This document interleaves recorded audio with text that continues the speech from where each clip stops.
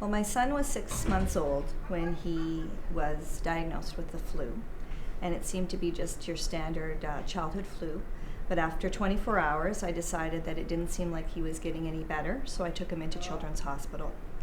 Once in Children's Hospital, they diagnosed him with a mild case of dehydration, and they gave me an option to either try and take him home and rehydrate him myself, or they would put intravenous fluids into him and rehydrate him there. And I chose, just for concern over his health, to have him rehydrated there. So as they were attempting to put the intravenous into him, he looked over his one shoulder and everybody exclaimed at how cute he was. But he wasn't doing a cute gesture. He was actually going into seizures. And so the nurse who was working on Matthew quickly scooped him up and ran out of the room and yelled at me to follow her. And ran him into the resuscitation room. And by the time I was in the resuscitation room, there was many different nurses and doctors all running around working on Matthew. And Matthew continued to be in seizure mode. They ended up having to intubate him. They didn't have to resuscitate him, but they had to intubate him. And they induced a coma for about 6 to 9 hours. They did a scan of his brain, and they told me that there was swelling on his brain.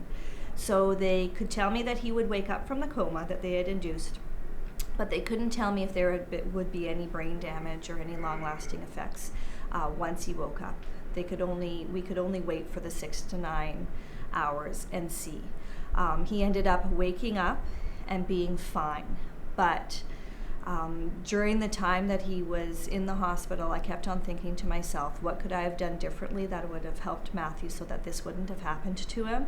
And I realized that at 6 months he couldn't have had the flu shot, but I could have, and the rest of our family could have had the flu shot. And maybe if we had had the flu shot, we could have prevented him from getting sick.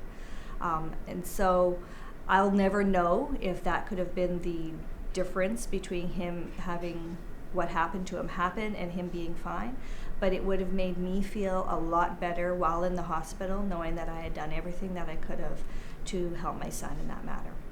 It might not influence you. You might not think that you can get sick from not having the flu shot, but you never know what you could have prevented in people who are less able to fight some sort of a germ like that.